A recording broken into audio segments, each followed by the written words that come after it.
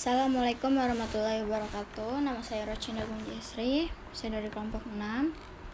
Saya ingin membahas Kekhalifahan Abbasiyah.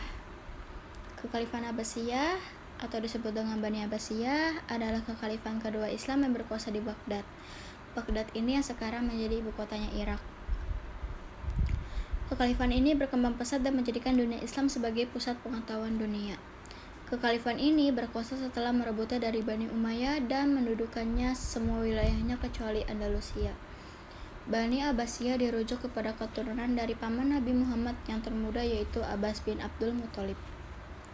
Oleh karena itu mereka juga termasuk ke dalam Bani Hashim, berkuasa mulai tahun 750 Masehi dan memindahkan ibu kota dari Damaskus ke Baghdad. Dinasti Abbasiyah berdiri setelah mereka berhasil menaklukkan dinasti Umayyah. Keturunan Al-Abbas menjadi pendiri dinasti Abbasiyah, yaitu Abdullah Al-Saffah bin Muhammad bin Ali bin Abdullah bin Al-Abbas. Kelompok Abbasiyah merasa lebih layak memegang tonggak kekuasaan daripada Bani Umayyah karena mereka berasal dari Bani Hashim yang lebih dekat garis keturunannya dengan Nabi Muhammad. Sejarah berdirinya dinasti Abbasiyah tidak dapat dilepaskan dari peperangan yang berdarah dan bergejolak.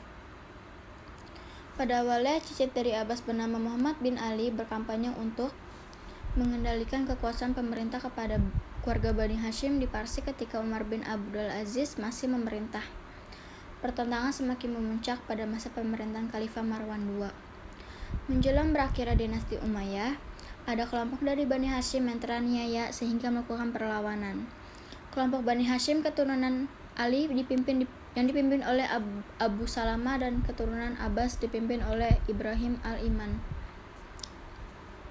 Selain itu juga, kelompok keturunan bangsa Persia, pimpinan Abu Musli al-Khurasan bekerjasama menaklukkan dinasti Umayyah. Pada akhirnya, kaum Abbasiyah berhasil menaklukkan pimpinan terakhir Umayyah, yaitu Marwan bin Muhammad. Abu Abbas al-Saffah kembali meruntuhkan Bani Umayyah dan diangkat sebagai khalifah. Selama 3 abad, Bani Abbasiyah memegang kekuasaan kekhalifahan, mengusung kepimpinan gaya Islam dan menyebarkan kembali ilmu pengetahuan dan pengembangan budaya di Timur Tengah.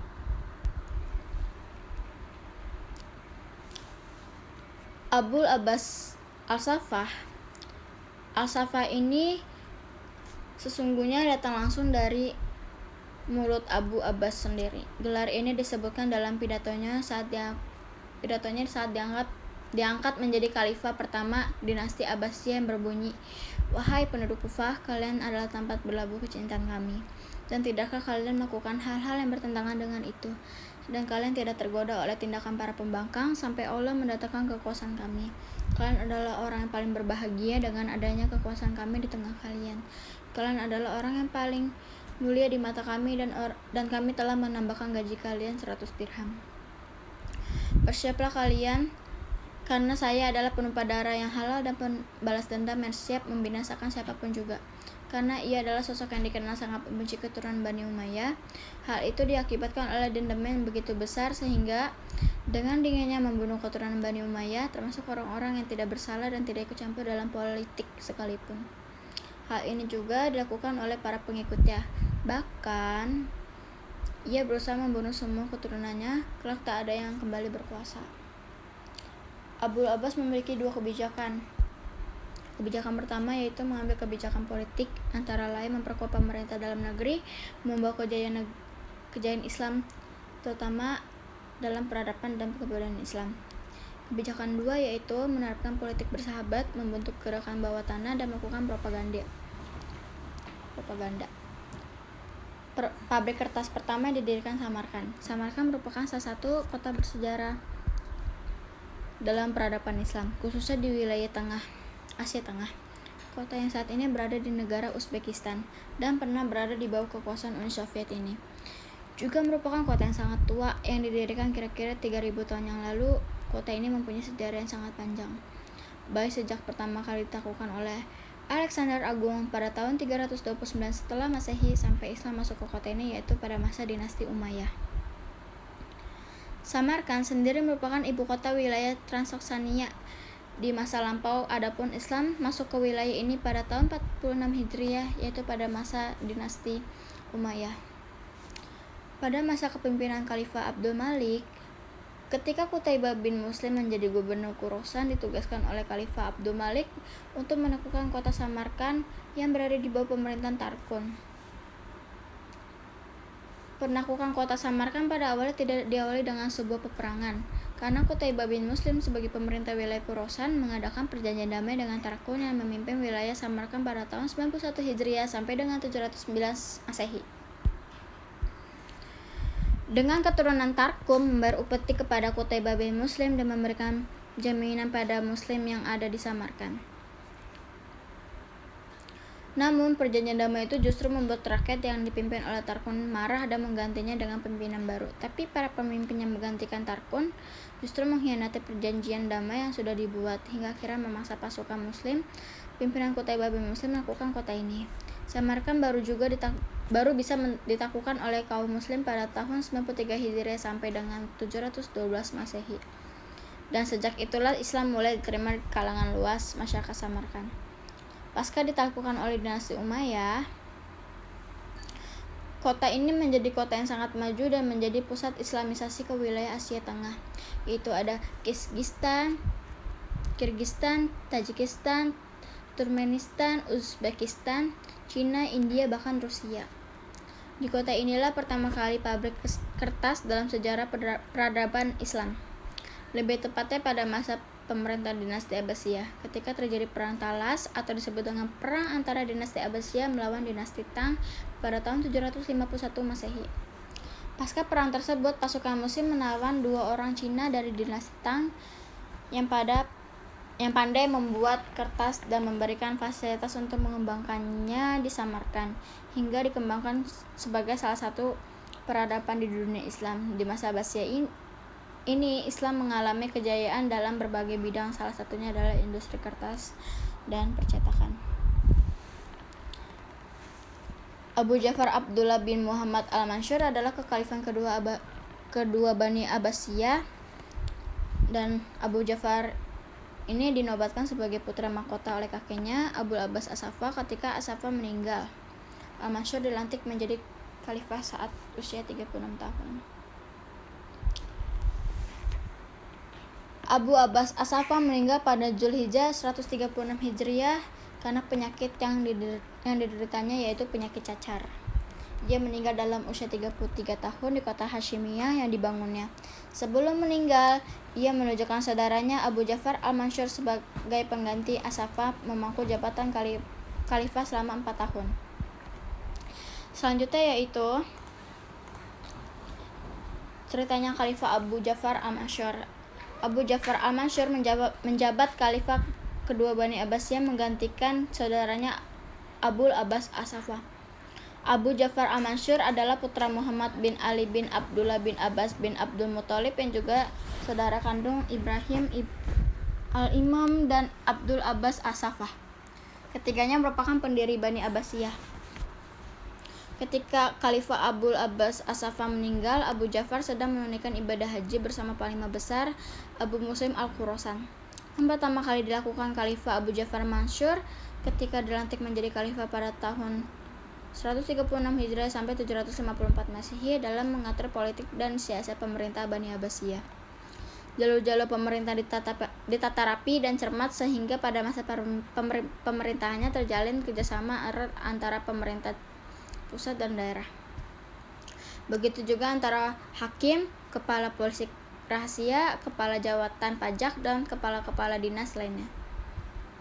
Selama masa kepemimpinannya, kehidupan masyarakat berjalan tentram, aman, dan makmur.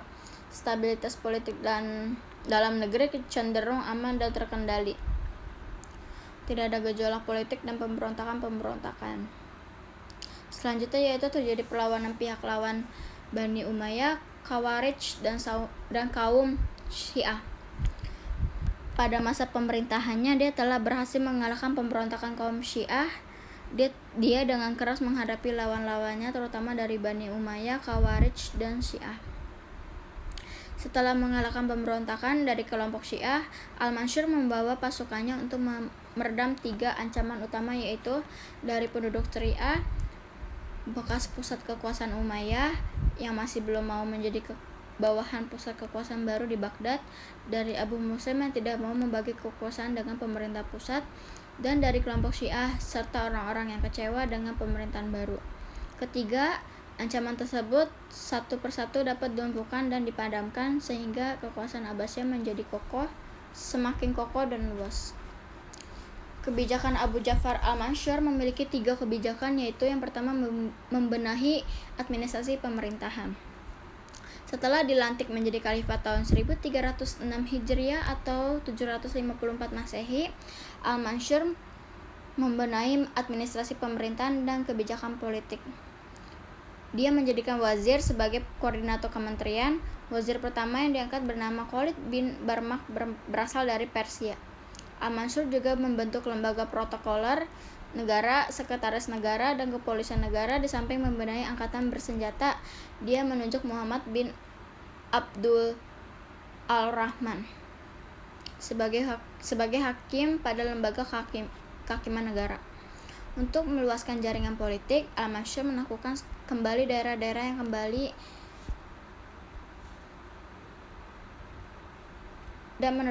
dan menertibkan keamanan di daerah perbatasan. Di antara lain usaha tersebut adalah merebut benteng-benteng di Asia, kota Malatya, wilayah Kapadokia dan Sicilia pada tahun 756 sampai 758 Masehi. Ke utara, bala tentaranya juga melintas pegunungan Taurus dan mendekati Selat Bosporus. Selain itu, Al-Mansur membangun hubungan diplomatik dengan wilayah-wilayah di luar Jazirah Arabia. Dia membuat perjanjian damai dengan Kaisar Konstantin V dan mengadakan gencatan senjata antara tahun 758 sampai dengan 768 Masehi. Khalifah Al-Mansur juga melakukan dakwah Islam ke Bizantium. Ia berhasil menjadikan kerajaan tersebut membayar upeti tahunan kepada dinasti Abbasiyah. Selain itu juga dia mengadakan kerjasama dengan Raja Pepin dari Prancis.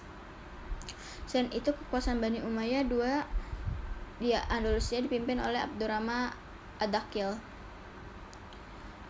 Yang kedua yaitu mendirikan ibu kota di Baghdad.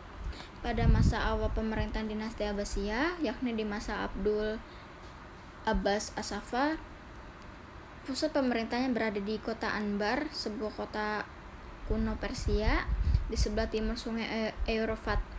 Istananya diberi nama Hashimiyah, dinisbatkan kepada sang kakeknya Hashim bin Abdi Manaf.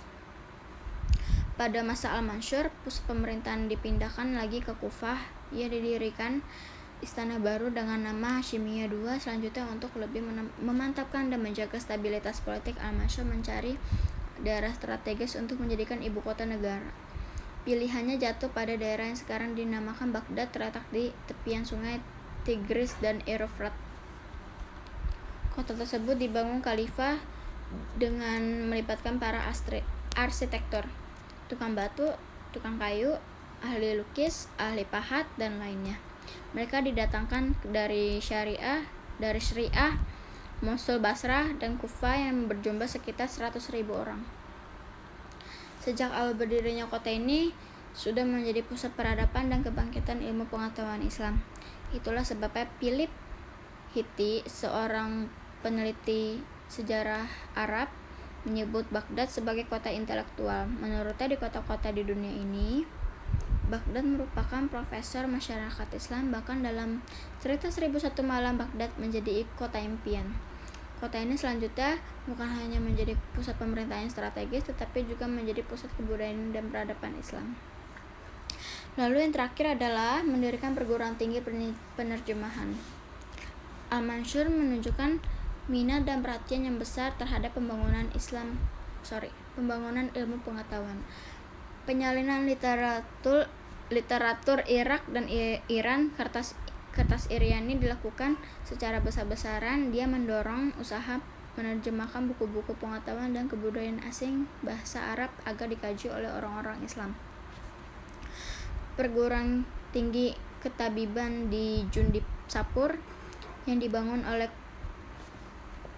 Khosrow An-Nushi Irwan, yaitu pada tahun 351 sampai 579 Masehi, Kaisar Persia.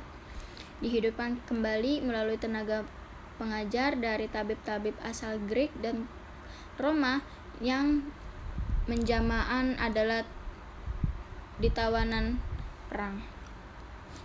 Lalu Abu Ja'far meninggal setelah menjelang penghujung 158 Hijriah. Khalifah Abu Ja'far al-Mansur berangkat ke Mekah untuk menunaikan ibadah haji. Namun dalam perjalanan ia sakit lalu meninggal dunia.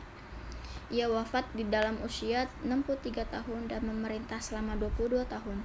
Jenazahnya dibawa dan dikebumikan di Baghdad.